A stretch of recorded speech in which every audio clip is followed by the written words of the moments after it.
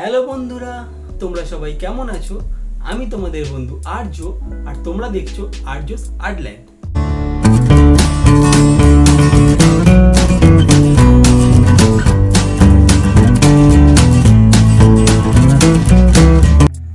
আজকে আমরা একটা খুব মজার জিনিস শিখব।